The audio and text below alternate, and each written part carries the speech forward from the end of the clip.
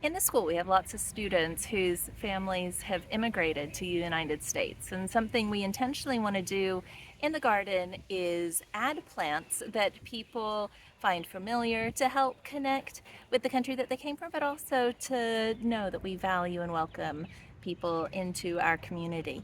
So, one of the plants that we have added in that I was not previously familiar with is called Perilla.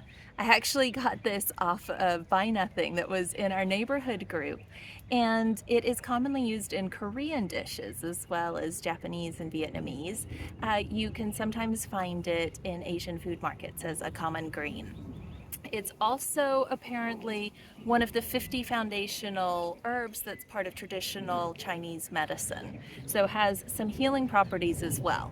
When you cook with it, it is good fresh or cooked, so people will slice it up and add it to salads. You can also use it, check out the size of this, as a wrap to wrap rice and meat in it to eat. People also fry it, use it in pickles.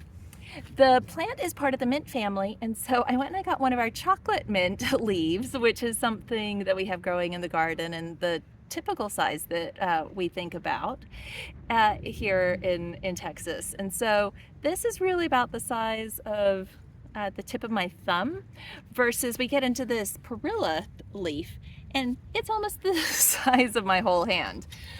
To harvest them, what you do is you go down the perilla leaf almost where you get to the main stem, and then you just simply pinch and snap that off. And so I haven't decided yet if I'm going to try these fresh, or there's a really good pickled recipe, but I'll drop lots of links into the description so you can decide how you'd like to play around with it too. And also growing in this bed, which is by the sidewalk and the fence, we have some cosmos that self-seeded from last year, and so there have been lots of butterflies that have been enjoying that. And then climbing up the fence, we have pole beans. We have two varieties. One is up higher and one's just getting going. And so these will be something the community can harvest just walking to and from school.